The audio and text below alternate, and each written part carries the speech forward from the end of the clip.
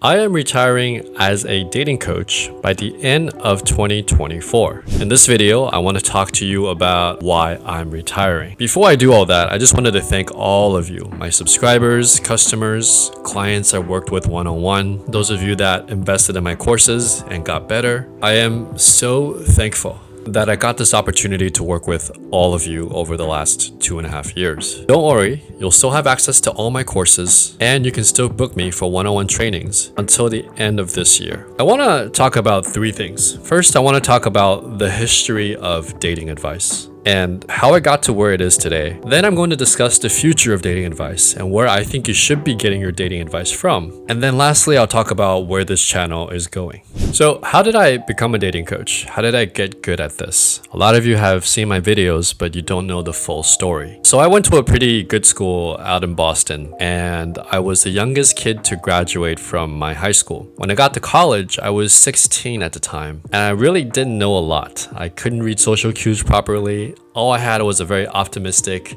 enthusiastic spirit, and I just wanted to make friends. And because of my horrific experience in high school, being bullied and getting pretty harshly rejected by the girls in my high school, I didn't really try in college to talk to the girls there. I was afraid that if I did, I would become a loser again like I did in high school, and I wouldn't have any friends. So instead, I studied hard, I had some good guy friends, but I never took my shots with women in college. And then I graduated as the youngest kid in my college. When I went to a party at my first job, I was 20, and I remember the CEO had to walk me into the bar because I couldn't get in. And I remember getting a job offer a year before I graduated. And I always thought of myself in this fantasy movie where I would make a lot of money and maybe find happiness along the way. Why am I telling you all this? Well, I think it's important for you to know where the origin of my dating skills came from, because once I retire, I don't think there's anyone else with my particular set of experiences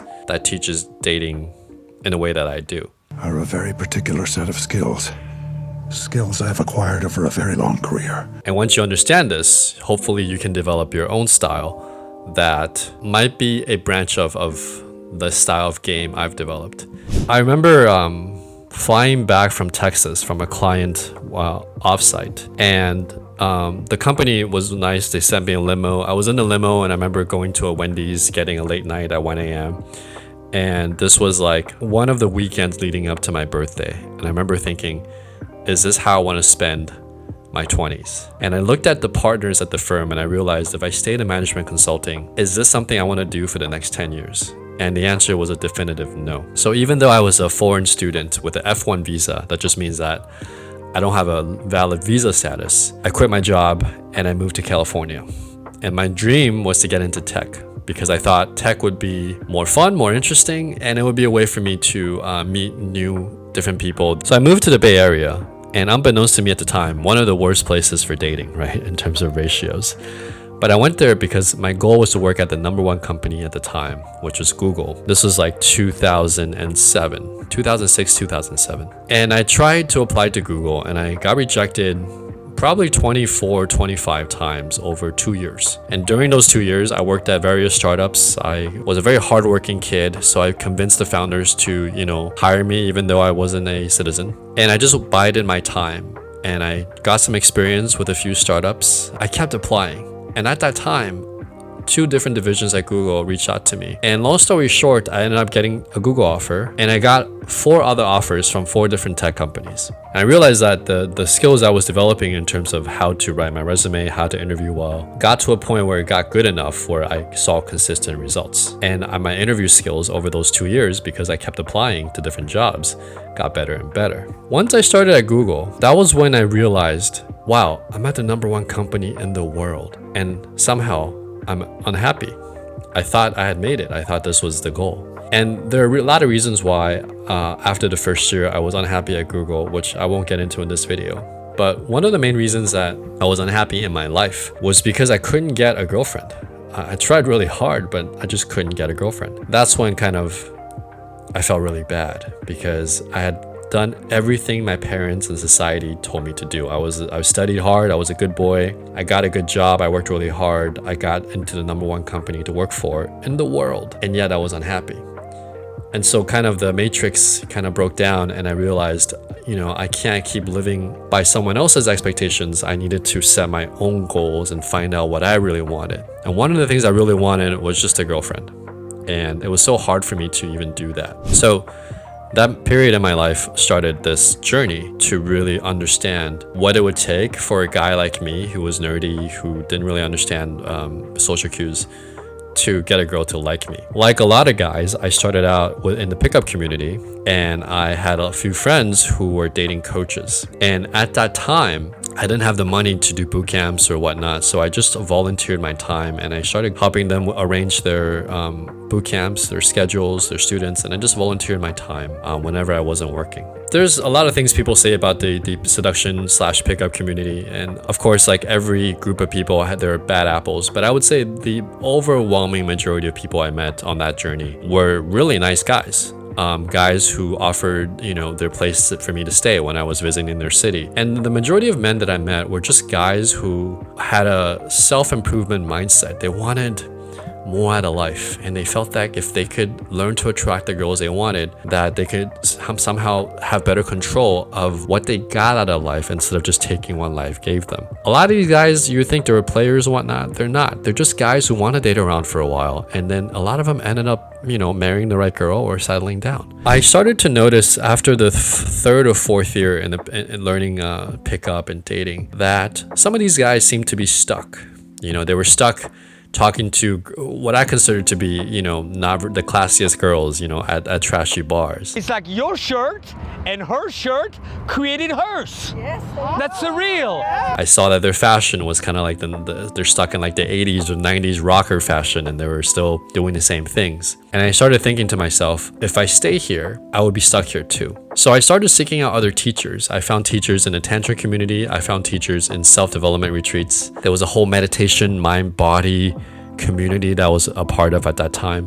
And I moved away from just hardcore pickup into how can I express myself in a way that is authentic and truthful to who I'm supposed to be in the world. But the hardcore skills that I learned from cold approach pickup, that served me really well, because when I did the math, I had done over 36,000 approaches, right? Just going up to people, guys and girls that I didn't know, with the purpose of just seeing if I could connect with them in a real way. And I think that raw practice, even though I started out as a guy who was very socially awkward, I got to a point where I could read people's social cues. I could predict what they were going to say.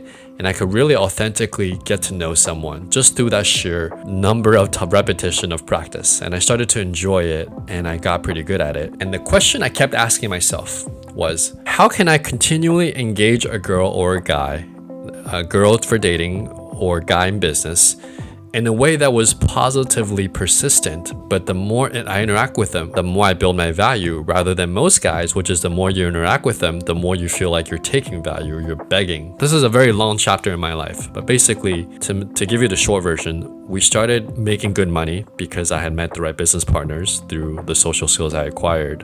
And as you start making money, you start meeting people in a different hierarchy, and you start getting invited to these parties. And that was when I kind of stepped away from the pickup community, and I'm so grateful for the skill set I learned there, but started applying social dynamics to fashion shows. That's how I got my first modeling gig.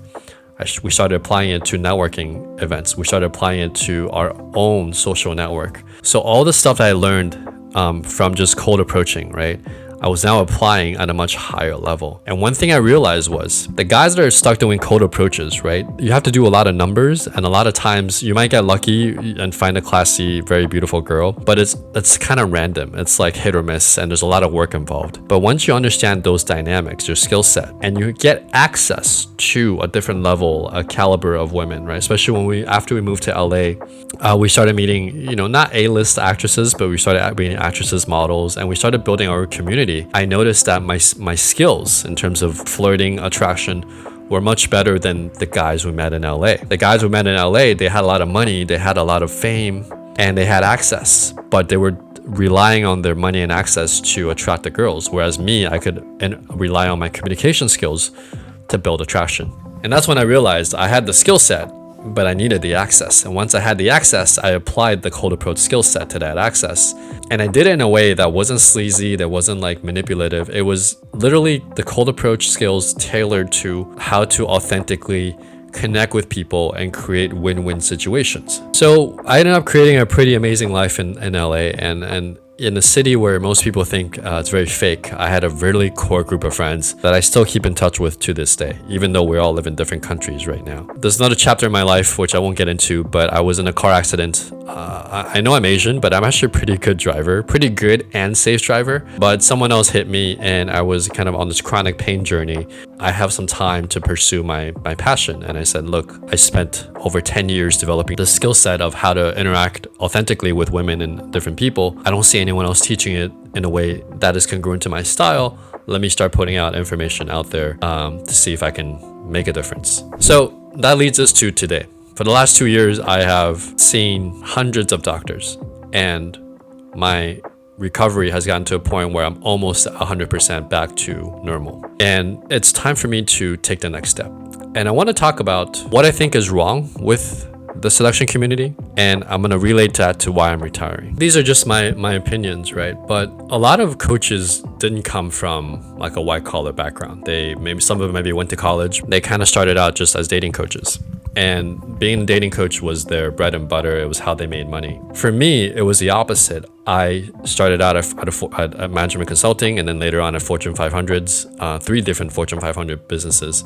Being able to talk to people and connect with people was kind of like an outlet, you know? And I always wanted to do it in a way that was like high class, authentic, congruent.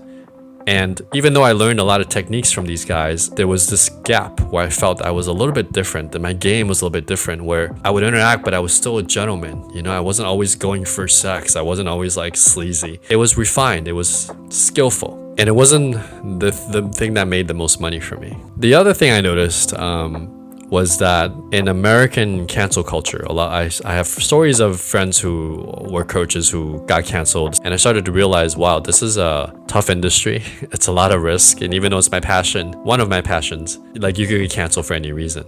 And I also noticed that being a dating coach, even though I was helping a lot of people, it's hard to do that and then try to get a senior job at a Fortune 500 company. The other thing I didn't want to do was being a dating coach at 40, you know. To be a good dating coach, you have to understand and stay sharp in terms of going up to people and making a real connection. Best way to do that is to stay single and to live in a big city and go out a lot. And as I'm aging now, I was like, do I want to do that in my 40s and my 50s? And the answer is a definitive no. My passion has always been to connect and understand people. And that skill set can be used in a lot of different ways, maybe through a podcast, through interviews, putting together and telling a story in a different angle that no one else has. So there's a lot of different ways I can apply my passion and my skill set in a way that doesn't affect like if I wanted to get another job. The other thing I did was I went on YouTube and I started searching for infield footage. And I noticed guys like Alex from Playing with Fire, Benjamin from Base Zeus, even Todd V. And when I watch their infields, I can tell these guys are really good.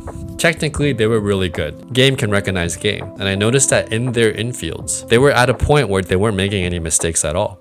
Everyone has their own personality, right? Benjamin's a little younger guy. Alex is more of a rough around the edges kind of guy. That's who they are. And they've developed their game based on their personality. But they get the results. So I think the technicals are out there. I think what's missing finally is just like, how do you teach dating skills in a way that you can build the technicals based on who that person is. And I wrote a whole book about it that I'm going to publish as one of the last things I do here that kind of teaches you how to authentically attract based on your personality, and this type of game that I've sort of developed over time, working through myself and then with hundreds of clients thereafter. Once I retire, once someone's dead or when they retire, right, they're still around, but you miss that essence of them that really makes them unique and that source of knowledge. So hopefully I can put as much as I can out there and then transition into something else. My point being, a lot of these other coaches, I think they're good enough for you to learn technicals from. Just keep in mind as you're learning the technicals. By technicals, I mean like how many seconds, how far do you stand away from her? What do you say to make her feel comfortable? Be aware of like how those technicals are built around who you are rather than copying someone else. For example, someone might tell you technically, don't give her a compliment based on her beauty. That's a technical step.